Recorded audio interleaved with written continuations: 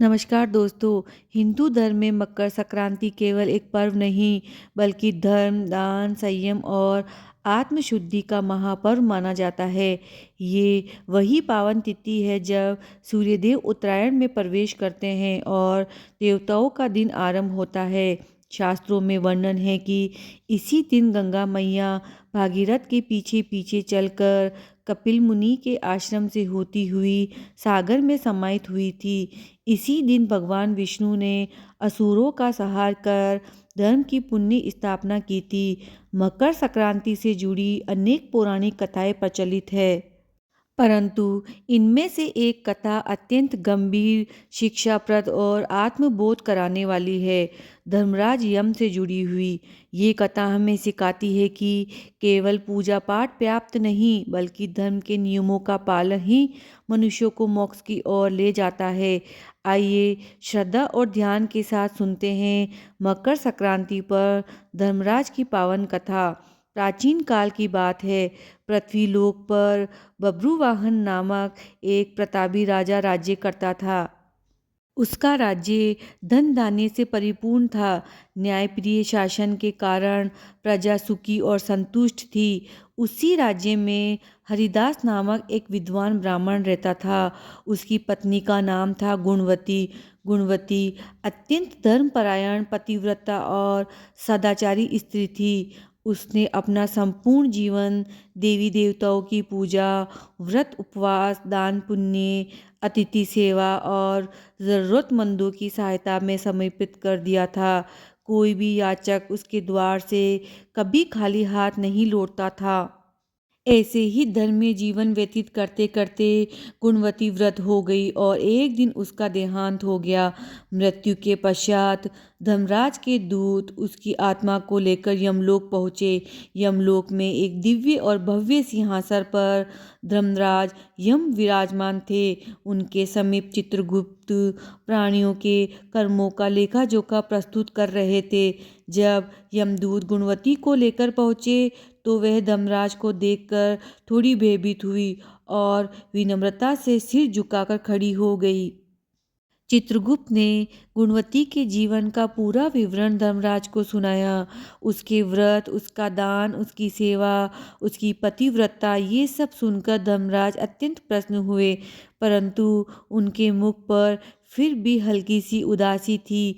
ये देखकर गुणवती ने हाथ जोड़कर पूछा, हे प्रभु, मैंने जीवन भर धर्म का पालन किया, व्रत उपवास किए, दान पुण्य किया, फिर भी आपके मुख पर उदासी क्यों? मुझसे क्या भूल हो गई? धर्मराज ने गंभीर स्वर में कहा, हे देवी, तुमने सभी देवी देवताओं की पूजा की, परंतु कभी भी मेरे नाम से ने तो कोई व्रत किया, ने पूजा, ने दान।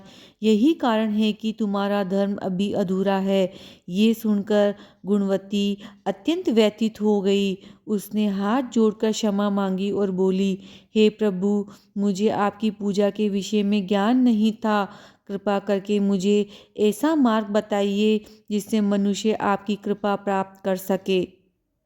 मैं मृत्युलोक में जाकर स्वयं भी आपकी भक्ति करना चाहती हूँ और दूसरों को भी इसका मार्ग बताना चाहती हूँ। तब धर्मराज बोले, जिस दिन सूर्यदेव उत्तरायण में प्रवेश करते हैं, अर्थात मकर संक्रांति के दिन से मेरी पूजा आरंभ करनी चाहिए। उस दिन से पूरे 1 वर्ष तक मेरी कथा सुननी चाहिए और धर्म के इन 10 नियमों का पालन करना चाहिए। धैर्य और संतोष रखना, मन को वश में रखना और क्षमा करना, किसी भी प्रकार का दुष्कर्म न करना, मन और शरीर को शुद्ध रखना, इंद्रियों पर संयम रखना, बुरे विचारों से दूर रहना, पूजा पाठ और दान पुण्य करना, व्रत रखना और कथा सुनना, सत्य बोलना और सद्व्यवहार करना, क्रोध का त्याग करना। मेरी मूर्ति बनवाकर विधि विधान से पूजन करे, चित्रगुप्त की भी पूजा करे, काले तिल के लड्डुओं का भोग लगाए, ब्राह्मण भोज कराए और यथाशक्ति दान करे। ये सब सुनकर गुणवती ने धर्मराज से प्रार्थना की कि उसे मृत्युलोक में वापस भेज दिया जाए। धर्मराज ने उसकी प्रार्थना स्वीकार की और धरती पर लौटकर गुणवती ने अपने पति हरिदास को पूरी कथा सुनाई। मकर संक्रांति आने पर दोनों ने श्रद्धा और नियम पूर्वक ये व्रत आरंभ किया। इस व्रत के प्रभाव से उन्हें धर्मराज की विशेष कृपा प्राप्त हुई और अनंते दोनों को मोक्ष की प्राप्ति हुई। मकर संक्रांति पर धर्मराज की ये पावन कथा हमें सिखाती है कि केवल पूजा पाठ ही नहीं बल्कि धर्म के नियमों को जीवन में उतारना ही सच्ची भक्ति है। संयम, सत्य, दया, क्षमा और दान, यही वे गुण हैं जो मनुष्य को मोक्ष की ओर ले जाते हैं। जो श्रद्धालु मकर संक्रांति के दिन ये कथा सुनता है या सुनाता है और धर्म के मार्ग पर चलता है, उस पर धर्मराज की विशेष कृपा बनी रहती है और उसका जीवन सुख और शांति से परिपूर्ण होता है।